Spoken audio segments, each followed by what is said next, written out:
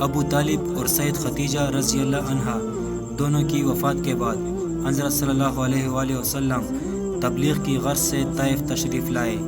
طائف بارونق شہر ہے اور موسم کے لحاظ سے عرب کا شملہ سمجھا جاتا ہے۔ مکہ معظمہ سے مغرب کی طرف چند میل پر واقع ہے۔ یہاں حضرت صلی اللہ علیہ وآلہ وسلم کو ایسے لوگوں سے سابقہ پڑا جو ظلم و سرکشی میں مکہ والوں سے بڑے تھے۔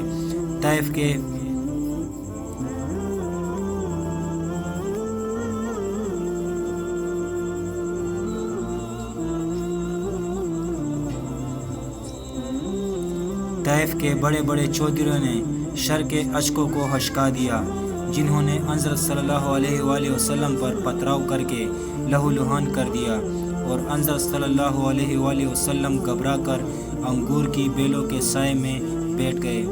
قریش مکہ بڑے چودھری ربیعہ کی ذمہ طائف میں تھی۔ ربیعہ کے دونوں بیٹے شیبہ اور عتبہ یہاں آئے ہوئے تھے۔ رسول اللہ صلی اللہ علیہ وآلہ وسلم کو اس حال میں دیکھ کر انہیں ترس آ گیا، اور اپنے عیسائی غلام عداس کے ذریعے پلیٹ میں انگور کے خوشے رکھ دیے۔ حضرت صلی اللہ علیہ وآلہ وسلم نے بسم اللہ پڑھ کر تناول فرمانا شروع کر دیا۔ بسم اللہ پر عداس کے تعجب کی کوئی حد نہ رہی۔ عرض کیا، اے صاحب، اس بستی کے رہنے والے تو یہ کلمہ نہیں پڑھتے، خدا را مجھے بھی اس کی حقیقت بتائیے۔ رسول اللہ صلی اللہ علیہ وآلہ وسلم، تمہارا وطن کہاں ہے اور مذہب کیا ہے؟ عداس، میرا وطن نینوا ہے اور مذہب نصرانی ہوں، وہی نینوا جہاں ایک مرد صالح یونس بن متی پیدا ہوئے۔ یونس بن متی بھی اللہ کے رسول تھے۔ عداس، یونس بن متی کو آپ نے کیسے جانا؟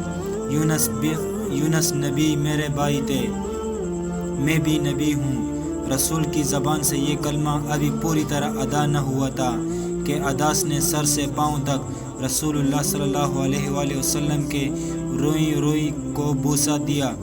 شیبہ یہ منظر دیکھ رہا تھا، اس سے رہا نہ گیا۔ غلام واپس لوٹا تو کہا، اے بد نصیب، تو اس شخص سے کس عذاب کی عقیدت کا اظہار کر رہا تھا؟ بعد اس نے کہا، اس وقت دنیا جہاں میں یہ شخص سب سے بہتر ہے، اس نے مجھے ایسی باتیں بتائی ہے جنہیں دوسرا جان بھی نہیں سکتا۔ شیبہ نے کہا، ارے تیرا دین اس کے دین سے بدر جہاں بہتر ہے، اس کے دین میں نہ چلے جانا۔ اور ایسا ہی ہوا۔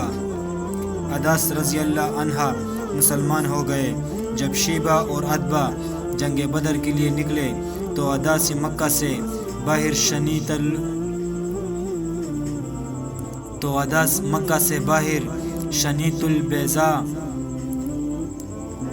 البیضاء نام کے ٹیلے پر بیٹھے ہوئے تھے۔